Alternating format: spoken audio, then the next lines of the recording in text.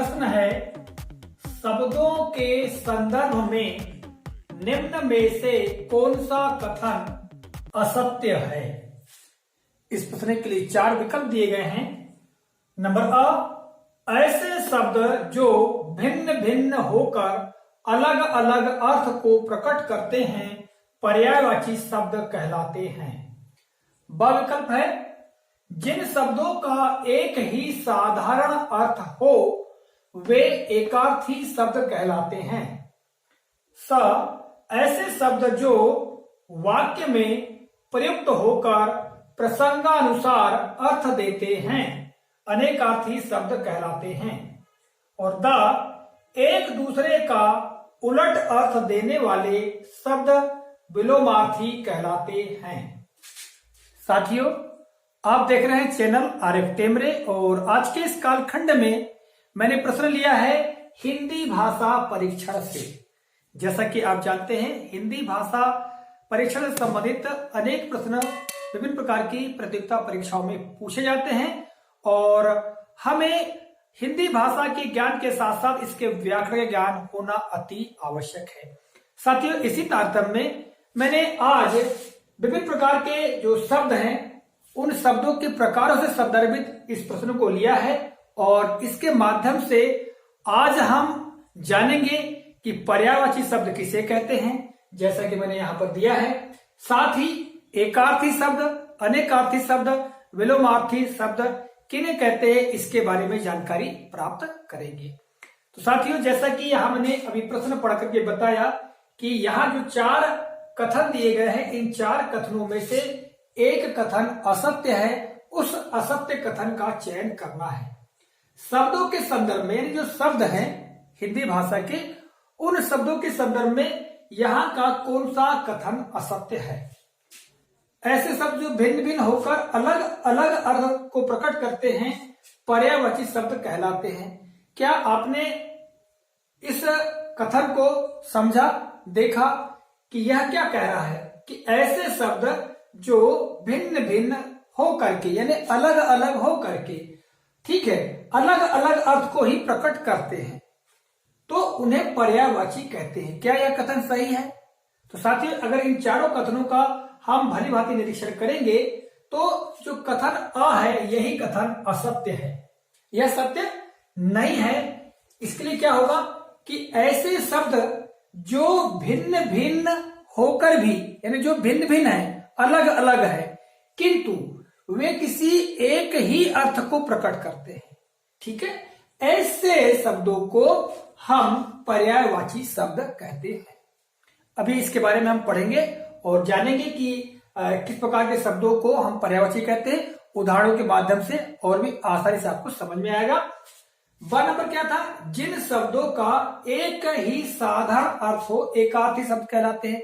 ऐसे बहुत सारे शब्द हैं जिनके केवल एक ही अर्थ होते हैं तो उन्हें हम एकार्थी कहते हैं। तो ये भी सही कथन है, सत्य है। सब ऐसे शब्द जो वाक्य में प्रयुक्त होकर प्रसंगानुसार अर्थ देते हैं अनेकार्थी शब्द कहलाते हैं। यह कथन भी सही है क्योंकि यह जो कथन आया है ये अनेकार्थी शब्दों के लिए आया है, अर्थात ऐसे शब्द जिनके अनेक अर्थ हो और वाक्य में प्रयुक्त होकर के वे प्रसंग के अनुसार यानी जिस प्रकरण की बात की जाए उसके अनुसार जब अर्थ दे तो ऐसे शब्दों को हम अनेकार्थी शब्द कहते हैं, अर्थात एक ही शब्द के अलग अलग अर्थ।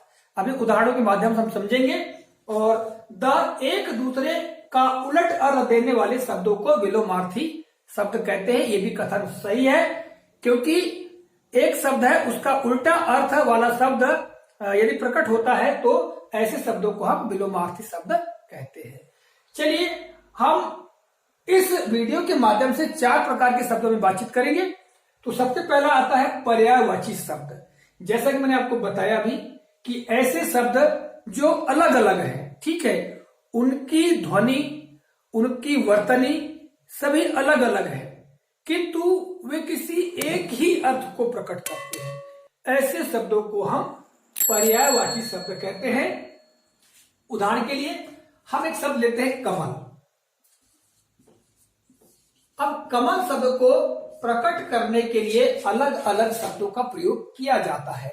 जैसे इसके लिए हम शब्द का प्रयोग करते हैं पंकज, इसी के लिए हम प्रकट करते हैं नीरज, इसी शब्द के लिए हम प्रकट करते हैं जलज, ठीक है, और इसी शब्द के लिए प्रकट करते हैं सरसिज। तो आप यहां देख रहे हैं कि इस कमल शब्द के लिए यहां अलग अलग वर्तनी के शब्द प्रयुक्त हुए जो कि एक ही अर्थ को प्रकट कर रहे हैं, अर्थात कमल को प्रकट कर रहे हैं। ठीक है, कमल के अर्थ को प्रकट कर रहे हैं, इसलिए पंकज, नीरज, जलज, सरसिज ये सभी क्या है, पर्यायवाची हैं। ठीक है, अलग अलग होते हुए भी केवल एक ही अर्थ को प्रकट कर रहे हैं। ठीक है, इसलिए इसकी परिभाषा कैसे होगी या पर्यायवाची के बारे में जानकारी कैसी होगी कि ऐसे शब्द जो भिन्न भिन्न होकर भी किसी एक ही अर्थ को प्रकट करे पर्यायवाची शब्द कहलाते हैं। ठीक है, तो आपको ये समझ में आया होगा। इसके अलावा अन्य शब्द भी हैं, जैसे हम लेंगे यहां अमृत। ठीक है, अमृत लिए हमने, अब इसके लिए हम अलग अलग शब्दों का प्रयोग करते हैं। जैसे अमृत के लिए हम लेते हैं सुधा। ठीक है, इसके अलावा अमेय, इसके अलावा आगे देखेंगे सोम भी कहते हैं, इसको असी भी कहते हैं, और आगे कहे तो पीयूष भी कहते हैं। ठीक है, तो आपने देखा कि अमृत शब्द को प्रकट करने के लिए यहां अलग अलग शब्द प्रयुक्त हुए हैं। ठीक है, जिनकी वर्तनी अलग अलग है, स्वरूप अलग अलग है। सुधा, अमेय, सोम, असी, पीयूष ये सभी एक ही अर्थ अर्थात अमृत को प्रकट करने के लिए आए हैं, इसलिए ये पर्यायवाची शब्द कहलाते हैं। कभी कभी विद्यार्थीगण पर्यायवाची और समानार्थी शब्दों को एक ही मान लेते हैं। समानार्थी और पर्यायवाची में थोड़ा अंतर होता है। पर्यायवाची जैसे कि बताया कि अलग अलग वर्तनी वाले शब्द या भिन्न भिन्न शब्द जब एक ही अर्थ को प्रकट करने के लिए प्रयुक्त होते हैं तो उन्हें पर्यायवाची शब्द कहते हैं। ठीक है, अब हम आगे बात करते हैं एकार्थी शब्दों की। तो एकार्थी शब्द के बारे में जान लें। जैसा कि यहाँ पर वाक्य दिया हुआ है, कथन दिया हुआ है कि जिन शब्दों का एक ही साधारण अर्थ हो वे एकार्थी शब्द कहलाते हैं। एकार्थी नाम से स्पष्ट है, जिसका केवल एक ही अर्थ हो, ऐसे शब्दों को हम एकार्थी शब्द कहते हैं। और विशेष तौर से देखा जाए तो व्यक्तिवाचक संज्ञाएं जितनी भी हैं, ठीक है, समस्त व्यक्तिवाचक संज्ञाएं एकार्थी शब्दों की उदाहरण है। जैसे हमने कहा है राम, ठीक है, इस तरह श्याम, भोपाल, दिल्ली, ठीक है, ताजमहल,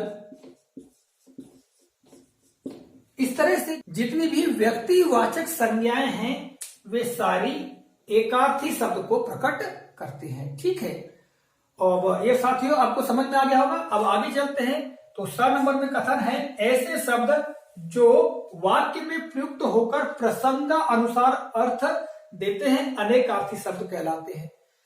निश्चित तौर से ऐसे शब्द जो एक ही शब्द होता है किंतु जब उसका वाक्य में प्रयोग किया जाता है तब प्रसंग के अनुसार, प्रकरण के अनुसार वह अलग अर्थ देने लगता है। आइए इसको उदाहरण के माध्यम समझते हैं। जैसे हम यहां एक शब्द लेते हैं कनक। ठीक है, कनक शब्द लिए तो कनक का अर्थ अलग अलग होता है। जैसे कनक के लिए हम कनक का प्रयोग सोना के लिए करते हैं, इसके अलावा धतूरा के लिए भी करते हैं, इसके अलावा गेहूं का आटा के लिए भी करते हैं, गेहूं का आटा। अब यदि इस शब्द का हम अलग अलग वाक्यों में प्रयोग करें तो प्रसंग के अनुसार इसका अर्थ होगा। जैसे हम एक वाक्य बनाएंगे, आजकल कनक की कीमत में उछाल आ रहा है। अब यहां पर कनक शब्द कह देने से क्या अर्थ है? सोने से, अर्थात आजकल सोने की कीमत में काफी उछाल आ रहा है। ठीक है, अब इसी तरह धतूरा के लिए कनक की पत्तियां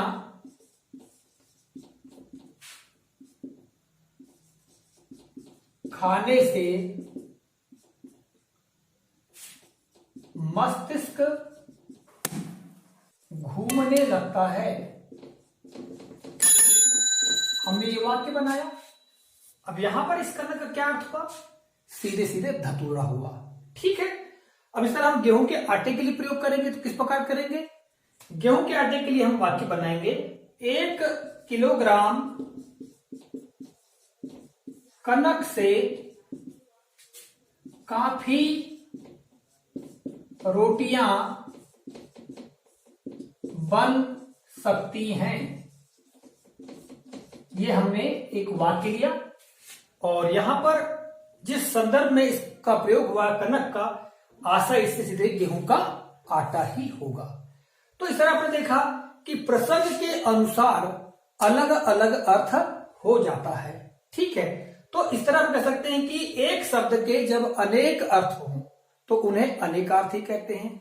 इसके और भी उदाहरण ले लेते हैं हम। जैसे हम ले लेते हैं पानी। तो पानी सामान्यतः हम देखें तो पानी का मतलब होता है जल। अब इसके अलावा अगर देखें पानी की बात करें तो इज्जत, और एक और अर्थ होता है चमक। तो इस तरह हम पानी के अलग अलग रूप में इसका प्रयोग करते हैं। जैसे यदि हम ये कहें कि उसका पानी उतर गया, मतलब उसकी इज्जत खराब हो गई। या हम ये कहें कि इस बर्तन का पानी उतर चुका है, यानी वो बर्तन की चमक खत्म हो चुकी है। और हम कहें कि 1 गिलास पानी लाओ, तो वहां पर जल की बात आ गई। तो अलग अलग प्रसंग के अनुसार ये अर्थ देते हैं। ठीक है। इस तरह में एक अन्य शब्द ले, मान लो कर। कर का मतलब होता है हाथ। ठीक है। साथ ही होता है टैक्स, और इसका एक अर्थ होता है किरण। ठीक है। तो इसको अलग अलग अर्थ में ले, मान लो तो कर का मतलब हाथ से आशा है ना। सब कुछ हमारे कर में निहित है, अर्थात सब कुछ हमारे हाथ में निहित है, यहां हाथ से आशा होगा। ठीक है। इस वर्ष मुझे बहुत कर देना पड़ा, यहां टैक्स की बात हो गई। ठीक है। सूर्य की कर बहुत तीव्र लग रही हैं, तो वहां किरण से आशा हो गया। तो इस तरह से ये जो शब्द है प्रसंग के अनुसार अलग अलग जब अर्थ देते हैं तो ऐसे शब्दों को हम अनेकार्थी शब्द कहते हैं। अब अंतिम आता है एक दूसरे के उलट अर्थ देने वाले शब्दों को विलोमार्थी कहते हैं। तो आप सामान्यतः जानते हैं। जैसे हम बोलेंगे रात, उसका विपरीत शब्द जाएगा दिन, तो वो विलोमार्थी होगा। रात का विलोमार्थी दिन होगा। इस तरह और भी शब्द हैं। ठीक है। इसके बारे में ज्यादा बात करने की आवश्यकता नहीं है। अब हम बात करें तो संक्षेप में समानार्थी शब्द की। साथियों, समानार्थी शब्द क्या होता है कि ऐसे शब्द जो किसी शब्द का विश्लेषण प्रकट करने के लिए आए, उसके बारे में बताने के लिए आए, कि उसका अर्थ को प्रकट करने के लिए आए, तो वे समानार्थी होते हैं। ठीक है। उसके समान अर्थ देने वाले होते हैं, तो उनको समानार्थी कहते हैं। और इसके अलावा अनेक शब्द के लिए एक शब्द वाले भी आते हैं। ठीक है। जो ज्ञात ना हो उसे अज्ञात कहते हैं। ठीक है। जो धर्म पर चलने वाला हो उसे धार्मिक कहते हैं। तो इस तरह के शब्दों को हम अनेक शब्द के लिए एक शब्द का भी प्रयोग करके अनेक प्रकार के जो शब्द हैं उनके बारे में हिंदी व्याकरण में जानकारी दी गई है। तो साथियों, इस तरह से आज के इस कालखंड में मैंने आपको जो भी जानकारी प्रदान की है, आशा करता हूं यह जानकारी आपको ज्ञानवर्धक और उपयोगी लगी होगी। आज के कालखंड में बस इतना ही। आपसे मैं अब विदा लेता हूं। अगले कालखंड में पुनः आपसे मुलाकात होगी। तब तक के नमस्कार। जय हिंद।